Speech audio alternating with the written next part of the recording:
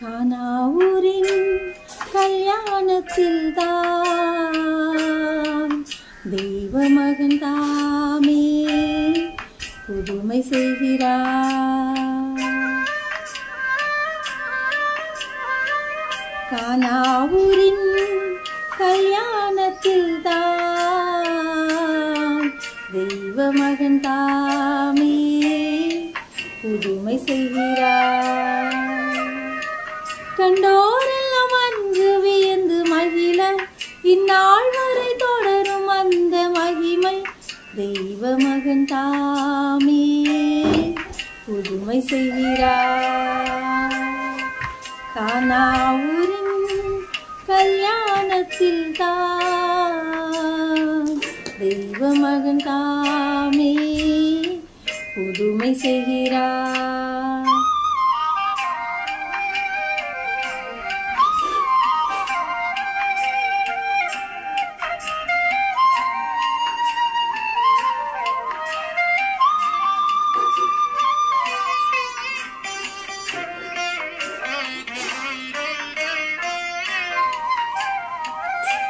பசியுடன் பிணிகள் நீக்கி மகிழ்ந்தார், நலமுடன் வாழும் வழிகள் மொழிந்தார்.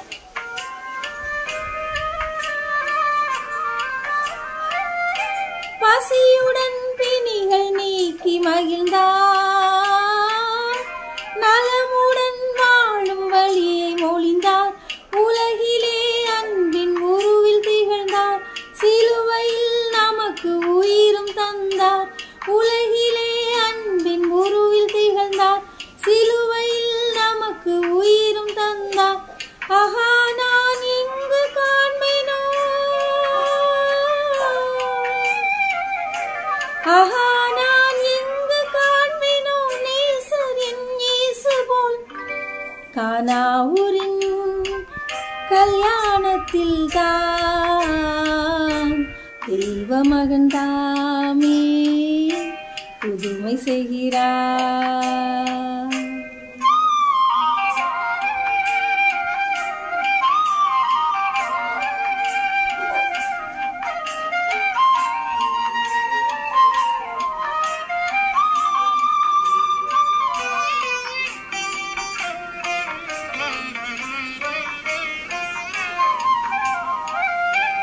அன்புடன் பரிவும் வேண்டும் என்றார், தாழ்மையாய் நாளும் பழக சொன்னார்.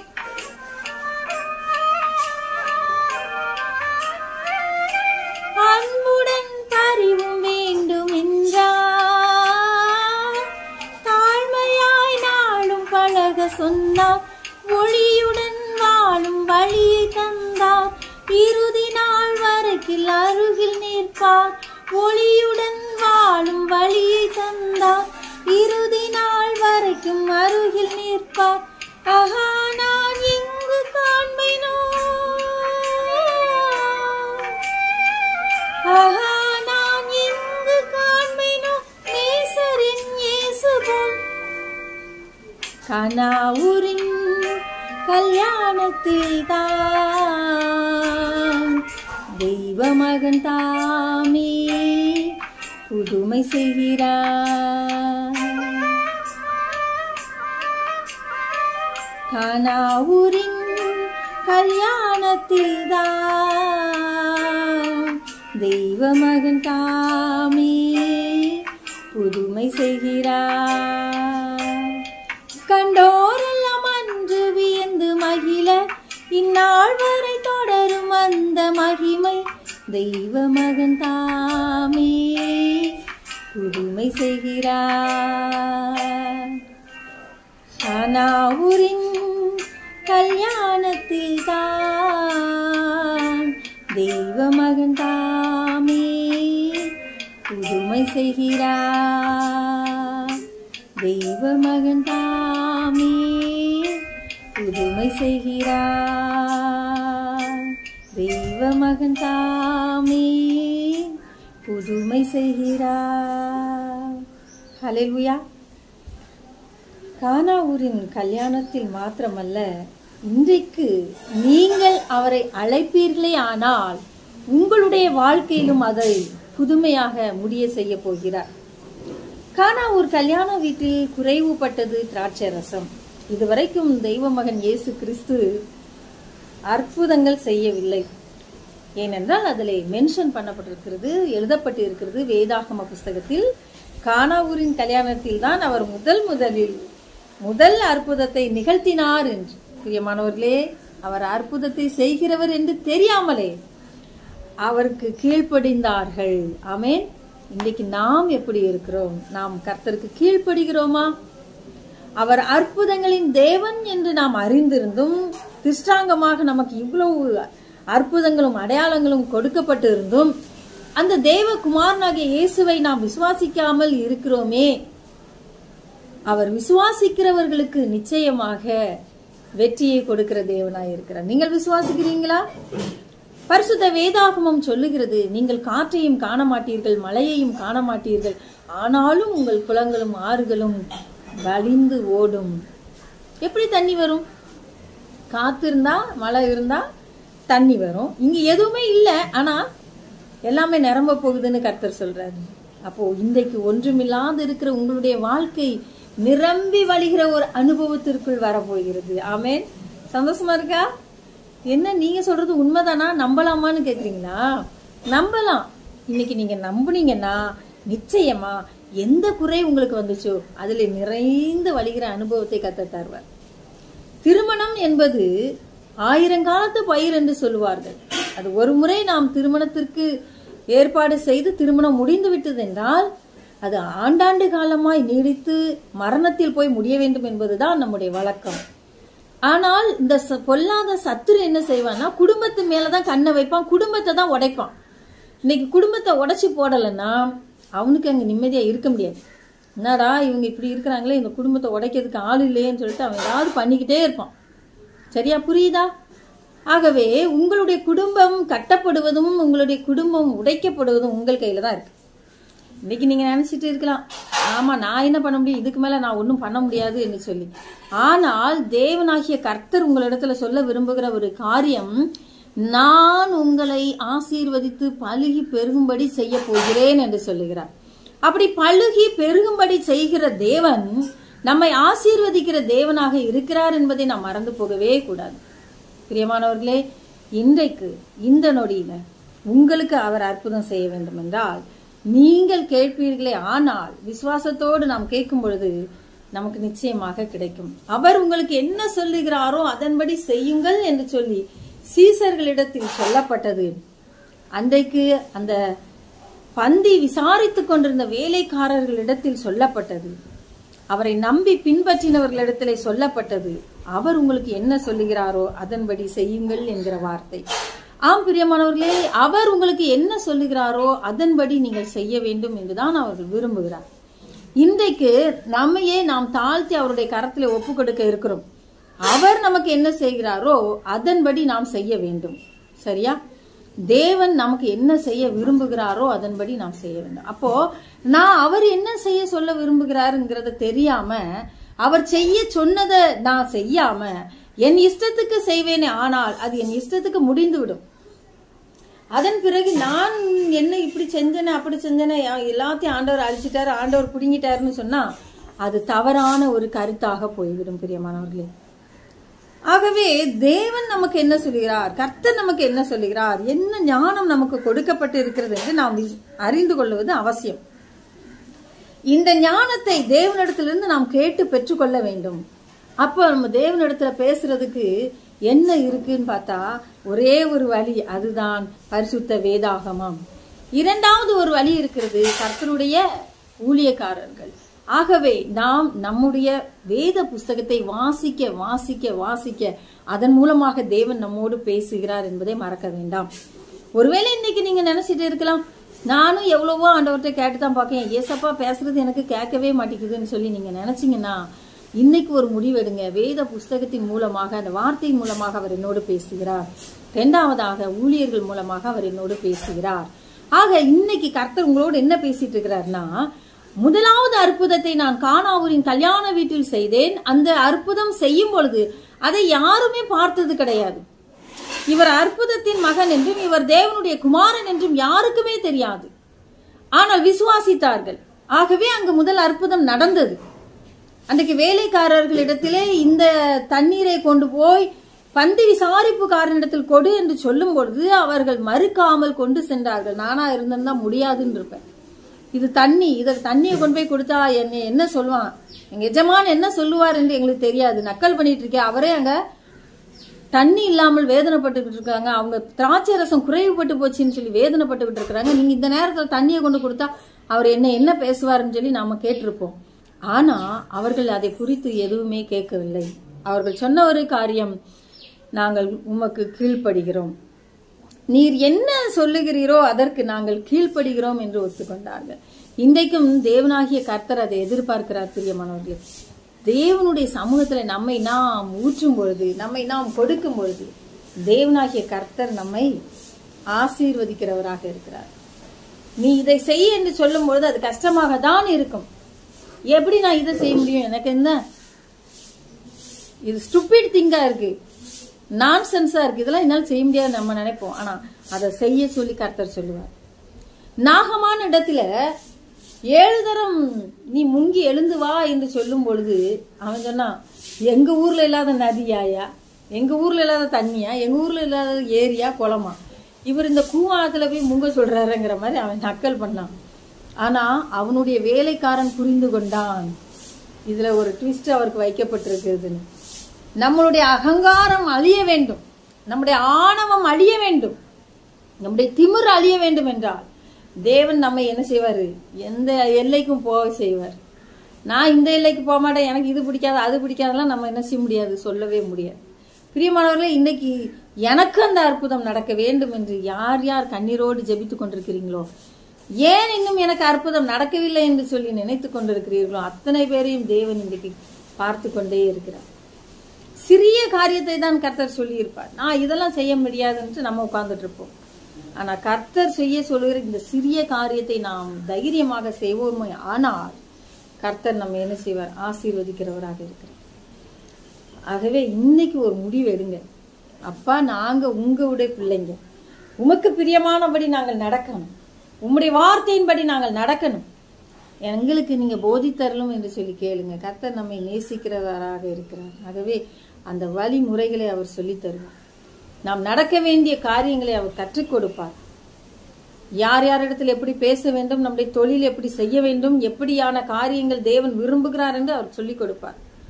பரிசுத்த வேதாகமத்தின் மூலமாக சொல்லுவார், அவருடைய பிள்ளைகளின் மூலமாக சொல்லுவார். அன்பானவர்களே, இன்றைக்கு நீங்கள் எடுத்திருக்கிற தீர்மானம் தோற்காதபடிக்கு தேவன் கிருபை செய்வாராக. இன்றைக்கு நீங்க அழுது கொண்டிருக்கிற, குறைவுபட்டு போயிட்டே, இனி இது எனக்கு நடக்குமா நடக்காதா, என் வாழ்க்கை இனி கட்டப்படுமா கட்டப்படாதா என்று சொல்லி நீங்க அழுது கொண்டிருக்கிறீங்க. கர்த்தரிடத்துல ஒப்பு கொடுங்க. தேவன் உங்கள் வாழ்க்கையை மறுபடியும் கட்டப் போகிறார். உங்களுடைய அற்புதத்தை எதிர்பாருங்கள். எனக்கு இந்த அற்புதம் வேண்டும் என்று சொல்லி தேவனுடைய சமூகத்தில் அந்த அற்புதத்தை எதிர்பாருங்கள். தேவன் அந்த அற்புதத்தை உங்களுக்கு செய்ய வல்லவராக இருக்கிறார். ஆமென். கர்த்தரால் கூடாதது ஒண்ணுமே கிடையாது. தேவனாகிய கர்த்தர் பெரியவர், பெரியவர். ஹல்லேலூயா. அவர் உங்க வாழ்க்கையில அற்புதம் செய்ய விரும்புகிறார். அவர் உங்கள் வாழ்க்கையை மாற்றி போட விரும்புகிறார். உங்கள் கண்ணீரை துடைக்க விரும்புகிறார். அவர் அந்த கல்யாண வீட்டிற்கு அழைக்கப்பட்டிருந்தார். வெறுமனே அழைப்பு மாத்திரம் அல்ல, அங்க உபசரிப்பும் அவருக்கு தடாபுடாலாக நடந்து கொண்டிருக்கிறது.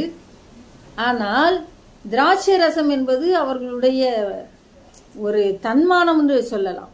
அதுதான் நிறைவான ஒரு ஆசீர்வாதத்தை குறிக்கிறது. அதுவே இங்கு குறைவுபட்டு போய் கொண்டிருக்கும் பொழுது அவருடைய உள்ளம் உடைக்கப்படுகிறது. இனி அவ்வளவுதான், காலகாலத்துக்கும் நம்முடைய குறையை பற்றி பேசுவார்களே இந்த சமுதாயத்தில் என்று சொல்லி எல்லாரும் திகைத்து கொண்டிருக்கிற நேரம் தேவகுமாரன் அங்கு ஒரு அற்புதத்தை செய்கிறார். பிரியமானவர்களே, உங்களுக்கு அந்த அற்புதம் நடக்கும். ஒருவேளை உங்க தன்மான பிரச்சனையாக இருக்கலாம், அல்லது உங்களுடைய குடும்ப பிரச்சனையாக இருக்கலாம். இனி அவ்வளவுதான், காலகாலத்துக்கும் எங்களை இப்படி வச்சு செய்வாங்களே, வசமொழி பாடுவாங்களே, எங்களுக்கு இனிமே அந்த பக்கம் போக முடியாது, இந்த பக்கம் போக முடியாது, எல்லா பக்கம் நெருக்கப்பட்டிருக்குமே, அவமானம் தாங்காமல் நாங்க சாகிறதா வாழ்றதான்னு யோசிச்சுட்டு இருக்கிறீங்களா? தேவன் இப்படிப்பட்டவர்களை பார்த்துதான் சொல்லுகிறார், நான் உனக்கு நன்மை செய்யணும், நான் உன்னை ஆசீர்வதிக்க விரும்புறேன், நான் என்ன சொல்றேனோ அதை செய், நான் என்ன சொல்றேனோ அதை செய். அது கடினமானதாக உனக்கு தோன்றலாம், எனக்கு தோன்றலாம், ஆனால் தேவனுக்கு அது லேசான காரியம். இன்றைக்கு உங்களுடைய வாழ்க்கையில் அற்புதம் நடக்க வேண்டுமானால் கர்த்தர் சொல்லுகிறதை நீங்கள் செய்யுங்கள். அது உங்களுக்கு இன்னைக்கு கடினமானதாய் தெரியலாமானால் அது தேவனுடைய பார்வைக்கு லேசான காரியம். நாளைக்கு நீங்களே சொல்லுவீங்க, நான் இன்னைக்கு அதை செய்ததுனால இன்னைக்கு எனக்கு இவ்வளவு பெரிய ஆசீர்வாதம். ஆம் பிரியமானவர்களே, ஒரு அற்புதத்தை நான் உங்களுக்கு சொல்ல விரும்புகிறேன். ஒரு அருமையான மகள் எப்பொழுதுமே மற்றவர்களுக்காக நன்றாக செய்து கொண்டிருப்பவர்கள். அவர்கள் குடும்பத்தில் ஒரு துயர சம்பவம் நடந்துவிட்டது. இது எப்படியாவது மற்றவர்கள் கண்களுக்கு தெரிவதற்கு முன்பாக கர்த்தர் அதை சரி செய்து விட வேண்டும் என்று சொல்லி நினைத்தார்கள். ஆனால் அது நடக்கவில்லை. அதற்கு பிறகு அவர்கள் ரொம்ப மனம் உடைந்து போனார்கள். அந்த பிள்ளையும் சரி, அவங்க அம்மா அப்பாவும் சரி, வெளியே எங்கேயும் போறதில்ல, சர்ச்சுக்கும் போறதில்ல, அப்படியே வெளியே தலை காட்டாம தலைமறைவான ஒரு வாழ்க்கையை வாழ ஆரம்பித்து விட்டார்கள். அவர்களுக்கு பிடிக்கவே இல்லை. இந்த சமுதாயத்துக்கு நம்ம முன்னால போய் நிக்க முடியாது, நல்லது கெட்டதுக்கு முன்னாடி போய் நிக்க முடியாது, நான் இனிமே எதுக்கு வாழணுங்கிற லெவலுக்கு அவங்க யோசிக்க ஆரம்பிச்சிட்டாங்க. ஆனா கர்த்தர் அவங்கள அப்படி விடல. அவர் என்ன செய்தார் தெரியுமா? அவர்களை தெரிந்தெடுத்தார். வெளியே கொண்டு வந்தார். மறுபடியும் அவர்களுடைய வாழ்க்கை செழிக்கும்படி துளிர்க்கும்படி செய்தார். இப்ப என்ன தெரியுமா நடக்கு? அவங்க இல்லாம திருமணமே நடக்காது. அம்மா நீங்க தாம்மா முன்னாடி வந்து நிற்கணும், அம்மா நீங்க தாம்மா எல்லாத்துக்கும் வரணும்னு சொல்லி அவங்கள தாங்குறாங்க. அவங்க பிள்ளைகளும் முதல் உரிமை கொடுக்கப்பட்டு அவங்களும் முன்னாடி நின்றுட்டு இருக்கிறாங்க. அருமையானவர்களே, இன்னைக்கு நீங்களும் நானும் என்ன செய்து கொண்டிருக்கிறோம்? தேவனை அண்டி நாம் வாழ்வோமே ஆனால் நமக்கு ஒரு பெரிய அற்புதம் காத்து இருக்கிறது. இன்றைக்கு அழுகிற நீங்க அழுகிய விட்டுருவீங்க. எனக்கெல்லாம் இது நடக்குமா நினைக்காதீங்க. ஒரு ஏழை அம்மாவும் அப்பாவும் இல்லை, கூட பிறந்த யாரும் இல்லை, சொந்த பந்தங்கள் இல்லாத ஒரு சிறிய ஒரு பெண்மணியை நான் பார்த்தேன். அவர்களுக்கெல்லாம் எங்க கல்யாணம் ஆக போகுது, அவ ரொம்ப பிளாக் கருப்பா இருப்பாங்க, இவங்களுக்கெல்லாம் எங்க கல்யாணம் ஆக போகுதுன்னு சொல்லிட்டு எல்லாரும் ஏளனமா நினைச்சிருந்திருக்காங்க மனசுல. அப்போ ஒரு நாள் முதலாவது அவள் தான் கல்யாண பத்திரிகையை கொண்டு வந்தா. எல்லாருமே பார்த்துட்டு ஆச்சரியப்பட்டிருக்காங்க. இது எப்படி ஆச்சு, உனக்கு எப்படி கல்யாணம் முதல்ல நடக்குது? ஏன்னா பல்லு அவங்களுக்கு கொஞ்சம் மேல இருக்கும், கண்ணு அப்படி ஒரு மாதிரி இருக்கும், கருன்னு அட்டர் பிளாக்கா வேற இருப்பாங்க, கட்டையா வேற இருப்பாங்க. எந்த விதத்துல எந்த ஆங்கிள் பார்த்தாலும் முகமும் உருவமும் எங்களுக்கு பிடிக்கல. எவன்ல அவன் உனக்குன்னு ஒருத்தன் வந்திருக்கான் பாரு அப்படின்னு. எல்லாராலும் ஒதுக்கப்பட்ட கல்லுதான் என்னாச்சு, மூளைக்கு தலைக்கல்லாயிட்டான். ஆகவே அழகு மீன் சௌந்தரியம் வஞ்சனை உள்ளது, கர்த்தருக்கு பயப்படுகிற ஸ்திரீயே புகழப்படுவாள் என்று எழுதப்பட்டு இருக்கிறது. ஆகவே நான் இன்றைக்கு உங்களுக்கு சொல்லுகிற காரியம் அதுதான். நாம் கர்த்தருக்கு பயந்து நடப்போமே ஆனால், கர்த்தர் என்ன சொல்லுகிறாரோ அதன்படி நாம் செய்வோமே ஆனால், அவருடைய வார்த்தைக்கு கீழ்ப்படிந்து அதன்படி நாம் செய்வோமே ஆனால் நம்முடைய ஆசீர்வாதத்தை தடை பண்ண யாராலும் முடியாது. இன்னைக்கு யாராவது நம்முடைய ஆசீர்வாதத்தை தடுத்துருவாங்க அப்படின்னு சொன்னா அது நடக்கவே நடக்காது. கர்த்தர் அல்லவா அதை செய்யணும். புரியுதா உங்களுக்கு? அவர் நம்மளுக்காக ஆசீர்வாதத்தை வச்சிருக்கிறாருன்னா அவருக்கு நாம் அவருடைய சத்தத்துக்கு நாம் கீழ்ப்படிந்து, அவருக்கு கீழ்ப்படிந்து, அவர் சொல்லுக்கு கீழ்ப்படிந்து, அவர் சொன்ன வார்த்தைக்கு கீழ்ப்படிந்து அவரிடத்துல நம்ம கேட்போமே ஆனால் நம்ம எல்லாவற்றையும் பெற்றுக்கொள்வோம். நம் இஷ்டத்துக்கு எதையாவது ஒண்ணு செய்து விட்டு நம்ம இஷ்டத்துக்கு எதையாவது ஒண்ணு ஆண்டவர்கிட்ட போய் கேட்டோமே ஆனால் அதுல ஒரு தோல்வியை தான் நம்ம பார்க்க முடியும், வெற்றியான ஒரு வாழ்க்கையை பார்க்க முடியாது. ஆகவே நம்முடைய வாழ்க்கையில் அவர் அற்புதம் செய்ய வேண்டுமானால் நான் உன்னை சூஸ் பண்ணி வச்சுட்டு எனக்கு இதை ஆசீர்வதிங்கப்பா அப்படின்னு சொன்னா அதிலே நிறைவான ஆசீர்வாதத்தை நம்மால் பார்க்க முடியாது. மாறாக இயேசுவே என்னையும் என்னுடைய குடும்பத்தையும் என் சந்ததியை என் பிள்ளைகள் என் கணவர் எல்லாரையும் உங்களுடைய கரத்துல ஒப்பு கொடுக்கிறேன்ப்பா, நீர் எங்களை வழி நடத்தும், நீர் எங்களை காப்பாற்றுகிறீர், நீர் எங்களை போஷிக்கிறீர், எங்களுக்கான நல் வாழ்க்கையை ஏற்படுத்தி கொடுக்கிறது நீங்க தான், நாங்க கிடையாது. ஆகவே நீங்களே எங்களை போஷிக்கணும், நீங்களே எங்களை வழி நடத்தணும், நீங்களே எங்களை ஆசீர்வதிக்கணும், எங்களுடைய எதிர்காலத்தை நீங்களே பொறுப்படுத்திக் கொள்ள வேண்டும் என்று சொல்லி நீங்க கேட்பீர்களே ஆனால் தேவன் அதை உங்களுக்கு செய்ய வல்லவராய் இருக்கிறார். ஆவியானவர் உங்களுக்கு செய்ய வல்லவராய் இருக்கிறார். கர்த்தருடைய கரம் உங்களை தொட்டு கொண்டே இருக்குது எப்போதுமே. சரியா? அப்போ இந்த கானா ஒரு கல்யாண வீட்டுல எப்படி ஆண்டவர் அற்புதம் செய்தார்னா அவங்க கீழ்ப்படிந்த நிமித்தமாக கர்த்தரால் அற்புதம் செய்ய முடிந்தது. ஆகவே நாமும் தேவனுடைய வார்த்தைக்கு கீழ்ப்படுகிறவர்களாக இருக்க வேண்டும். தேவனுடைய வார்த்தை எது? பரிசுத்த வேதாகமம் நம்முடைய கையில கொடுக்கப்பட்டு இருக்கிறது. அந்த வேத வார்த்தைக்குள் நாம் இருக்கிறோமா என்பதுதான் முக்கியம். அது அவர் அந்த வார்த்தையை கொடுக்கிறதற்காக சிலுவையில தன் ஜீவனை கொடுத்திருக்கிறார். அதை கொடுத்துதான் நமக்கு அந்த வார்த்தையை கொடுத்திருக்கிறாரே தவிர லேசாக அந்த காரியங்கள் நமக்கு கிடைச்சிடற. பரிசுத்த வேதாகமத்தில் ஒரு குறைவை நாம் கண்டோம் என்றால் நம்முடைய வாழ்க்கையில அதை நம்ம நிச்சயமா அப்ளிகேட் பண்ணிடுவோம். ஆக தேவன் அதை யோசிச்சு உட்கார்ந்து ரொம்ப அழகாக எழுதி வைத்திருக்கிறார் நமக்காக, நம்முடைய எதிர்கால வாழ்க்கைக்காக. இந்த வேதத்தின் அடிப்படையில நம்முடைய வாழ்க்கை கட்டப்படும் பொழுது நாம் மிகவும் சிறந்தவர்களாக இருக்க முடியும். சிறந்த ஆசீர்வாதத்தை பூமியிலும் பெற்றுக்கொள்ள முடியும், பரலோகத்திலும் பெற்றுக்கொள்ள முடியும். அருமையானவர்களே, ஒரே ஒரு மகன், அழகான ஒரு மகன் ஈசாக்கு, அவனுக்கு ஒரு பெரிய ஆசீர்வாதம் கிடைத்தது. 100 மடங்கு ஆசீர்வாதம்.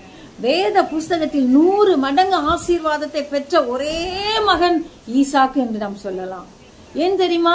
ஈசாக்கு தன்னுடைய தகப்பனார் சொன்ன அந்த வார்த்தைக்கு 100% கீழ்ப்படிந்ததுனால அந்த 100 மடங்கு ஆசீர்வாதத்தை அந்த மகனால் பெற்றுக்கொள்ள முடிந்தது. இன்றைக்கு நம்முடைய தகப்பன் 100% நாம் நம்முடைய தகப்பனுடைய வார்த்தைக்கு கீழ்ப்படுகிறோமா என்பதுதான் முக்கியம். இன்னைக்கு உலக பிரகாரமா நம்ம வாழ்ந்துட்டு இருக்கோம். நம்ம அப்பாவுக்கு நம்ம எப்படி கீழ்ப்படுகிறோம்? நம்ம அப்பா நமக்காக என்ன சொன்னாலும் அப்படியே தகன பலியா நம்மள கொடுக்க ரெடியா இருக்கமா? முடியுதா நம்மளால? அதைத்தான் ஆண்டவர் பார்த்துட்டே இருப்பாரு. இன்னைக்கு நம்முடைய தகப்பனார் ஒருவேளை அவர் நமக்கு முன்மாதிரியா இருக்கலாம். சில தகப்பன்மார் முன்மாதிரியா இல்லாம இருக்கலாம், யாரா இருந்தாலும் சரி. ஆனா தேவனுக்கு பயப்படுகிற ஒரு தகப்பன் நமக்கு கிடைச்சிருந்தாங்கன்னா அதை போல உலகத்துல கொடுத்து வச்சவங்க வேற யாருமே கிடையாது. அப்படிதான் ஒரு நல்ல ஒரு தகப்பன் இந்த உலகத்துல நமக்கு கர்த்தர் கொடுத்திருப்பாரே. ஆனால் தேவனுக்கு ஒவ்வொரு நாளும் நம்ம அப்பாவுக்காக நம்ம நன்றி சொல்லுகிறவங்களா இருக்கணும்.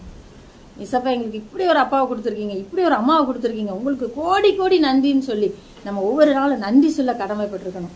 நான் சிறு வயசுல 8th படிக்கும்போது நான் ரட்சிக்கப்பட்டேன். இப்போ வரைக்கும் எங்க அம்மாவுக்காக எங்க அப்பாவுக்காக இசப்பாட்ட தினம் நன்றி சொல்லிக்கிட்டே இருக்கு. ஒருவேளை அவங்களுடைய சத்தத்துக்கு நான் செவி கொடுக்க முடியாதபடிக்கு எத்தனையோ முறைகள்ல தவறி இருக்கலாம். சத்துரு என்னுடைய கண்களை குருடாக்கி இருக்கலாம், பாவம் என் மீது ஆண்டு கொண்டிருந்திருக்கலாம். ஆனாலும் எங்க அம்மா அப்பா சொல்றதுதான் வேதம். எங்க அம்மா அப்பா என்ன சொல்றாங்க, எங்களை அவ்வளவு ஒரு நல்ல ஒரு வழியில எங்களை நடத்தியிருக்காங்க. எங்களை மாத்திரம் இல்ல, இந்த சமுதாயத்திற்கும் அவர்கள் ஒரு எடுத்துக்காட்டான வாழ்க்கை வாழ்கிறார்கள். ஆக இப்படிப்பட்ட ஒரு குடும்பத்துல என்ன பிறக்க வச்சிருக்கீங்க ஏசப்பா, உங்களுக்கு கோடி நன்றி சொல்றேன்னு சொல்லி ஒவ்வொரு நாளும் ஆண்டவருக்கு நன்றின்னு சொல்லிக்கிட்டே இருக்க முடியுது. ஒருவேளை யோசிச்சு பாருங்க, இப்படி ஒரு தாய் தகப்பன் எனக்கு கிடைக்காம யாரோ ஒருத்தர் எங்கேயோ இருந்து ஏதோ ஒரு கரையில நான் பிறந்திருந்தா என்னுடைய வாழ்க்கை சீரழிஞ்சுதான் போயிருக்கும். கர்த்தர் அந்த ஒரு நல்ல ஒரு கிருபை எனக்கு கொடுத்தார். அப்போ ஈசாக்கை பார்த்து கர்த்தர் சொல்றாரு, 100 மடங்கு ஆசீர்வாதத்தை அள்ளி கொடுக்கிறாரு. அதுக்கு ஒரே ஒரு காரணம், தன் தகப்பனுக்கு கீழ்ப்படிந்து தன்னை தகன பலியாய் ஒப்பு கொடுத்ததுதான் காரணம். இன்றைக்கும் 100 மடங்கு ஆசீர்வாதம் நமக்கு வேணும்னா நம்முடைய பரம தகப்பனுக்கு தகன பலியாய் நம்மை கொடுத்து, கர்த்தாவே நல்லதோ கெட்டதோ உண்மையோ பொய்யோ எனக்கு வாழ்வோ தாழ்வோ நான் எது இருந்தாலும் பரவாயில்ல, உண்மை விட்டு நான் பின்வாங்கவே மாட்டேன், உண்மை விட்டு நான் பின்வாங்கவே மாட்டேன். நிறைய தடவை எனக்கு கொஸ்டின் வந்திருக்கு, நீங்க ஒருவேளை இந்த மாதிரி சூழ்நிலையில மாட்டிக்கிட்டீங்கன்னா இயேசுவை மறுதளிச்சிருவீங்களா அப்படின்னு நிறைய பேர் என்கிட்ட கேள்வி கேட்டிருக்காங்க. அப்படி இயேசுவை மறுதளிச்சுட்டு போறதுக்காகவா நாம் இந்த ஊழியத்துக்கு வந்திருக்கிறோம், ஆண்டவரை பின்பற்றுறோம் இல்லையா? எந்த ஒரு சூழ்நிலையிலும் நாம் கர்த்தரை மறுதளிக்காமல் இருக்க வேண்டும் என்பதுதான் நம்முடைய ஆசை. பிரியமானவர்களே, இன்றைக்கும் கூட நீங்களும் 100 மடங்கு ஆசீர்வாதத்தை பெற்றுக்கொள்ள பரிசுத்த வேதாகமத்தில் உள்ள ஒவ்வொரு வார்த்தைக்கும் நாம் செவி கொடுக்க வேண்டும் என்பது என்னுடைய ஆசை. தேவன் தாமே உங்களை ஆசீர்வதிப்பாராக. தொடர்ந்து நான் உங்களுக்காக ஜெபிக்க ஆயத்தமாக இருக்கிறேன். நீங்களும் உங்களுடைய ஜெப விண்ணப்பங்கள் மற்றும் உங்களுடைய உதாரத்துவமான காணிக்கைகள், அது ₹1, ₹2, ₹10, ₹1000, ₹50,000 தேவன் பார்த்து கொண்டே இருக்கிறார். எந்த அளவினால் நீங்கள் அளக்கிறீர்களோ அந்த அளவினால் உங்களுக்கு அளக்கப்படும். ஊழியத்தை தாங்குங்கள். ஊழியத்துக்கு பொருள் காணிக்கை கொடுப்பவர்கள் கொடுக்கலாம், பணமாக கொடுக்க விரும்புபவர்கள் கொடுக்கலாம். உங்களுடைய ஆசையின்படி நீங்க என்ன செய்ய விரும்புறீங்களோ செய்யலாம். நீங்க செய்யறதுக்கு கண்டிப்பா தேவன் அதற்கு 100 மடங்கு ஆசீர்வாதத்தை உங்களுக்கு கட்டாயம் கொடுப்பார். இன்றைக்கு நான் சொன்ன இந்த வார்த்தையை மறக்க வேண்டாம். கர்த்தருக்கு கீழ்ப்படிங்க, ஒப்பு கொடுங்க. தேவனுடைய கருத்துல எல்லாவற்றையும் ஒப்பு கொடுப்போம். அன்பின் பரலோக பிதாவே, நீர் எங்களோடு கூட இருக்கிறதற்காக நன்றி. எங்களை ஆசீர்வதித்ததற்காய் ஸ்தோத்திரம். குறைவுபட்ட வேலையில உம்மை நோக்கி பார்க்கும் பொழுது நீர் எதை செய்ய சொல்லுகிறீரோ அதை நாங்கள் செய்ய எங்களுக்கு கிருபை தாரும். என்னோடு இணைந்து ஜெபித்துக் கொண்டிருக்கிற ஒவ்வொருவருக்கும் அப்படியே செய்யும். சாட்சிகளோடு சந்தோஷத்தோடு துதி ஆராதனையோடு உம்முடைய சந்நிதிக்கு அவர்கள் வரட்டும். ஆசீர்வதியும். இயேசுவின் நாமத்தில் ஜெபிக்கிறோம் நல்ல பிதாவே, ஆமேன். கர்த்தர் தாமே உங்களை ஆசீர்வதிப்பாராக. ஹல்லேலூயா, ஆமேன்.